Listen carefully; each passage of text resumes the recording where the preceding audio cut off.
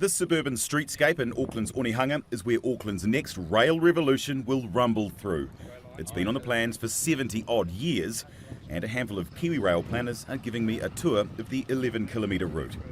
It's been on the books forever for most people living here, and I think there was a view that, and it will never happen, and we've got to get that view correct. It will happen. This is where it'll go. It starts at the southern line at Southdown and cuts through the industrial area at Te Pāpapa, where there'll be a new station. From here it cuts across the current Onehunga line through a residential area to a new Onehunga station. It winds its way up past Onehunga High School, through some paddocks past Bunnings, and follows the western motorway to a new station at Mount Roskill, where there are 3 schools. It hugs the motorway for another kilometre or so to the final new station at Wesley, before it cuts over the top of the Waterview Tunnel to join up with the Western Line at Avondale. Here is the view from above. We can see it significantly boosts Auckland Metro's network and opens up a huge part of the city to rapid rail transit, as well as allowing freight trains to bypass the busy central city network. The predominant use of this line will be routine passenger services. Freight will be an important user of it, but by far the greatest frequency will be passenger trains. In fact, if it was just a freight bypass, I'm not sure it would ever really get off the ground.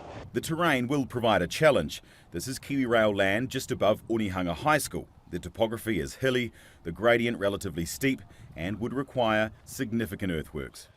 We had some very wise predecessors. They bought enough land for us to gradually curve our way up. There's a lot of earth to move, but there's a lot of cut to do, and a lot of fill to do. So moving it around, we've got to work through that, and the build will be disruptive.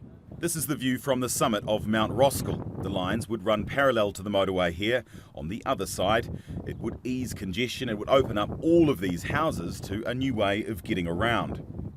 If you're going to develop a city in Auckland, there's only one corridor running east-west in Auckland, and we're standing on it. No others are possible.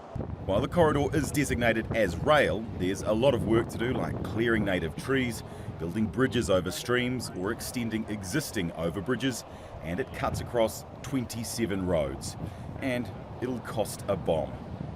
It's in the billions of dollars for development. When you look at the benefits, and you look at it as a passenger railway rather than a freight railway, and you look at having a station close by and the intensification of the urban environment, and fixing some of the sort of infrastructure issues in Auckland, then it's got legs. And money well spent. That's not the only problem though. While the government's put it on the fast track for consenting and has put $3.9 million towards that, there's no money allocated to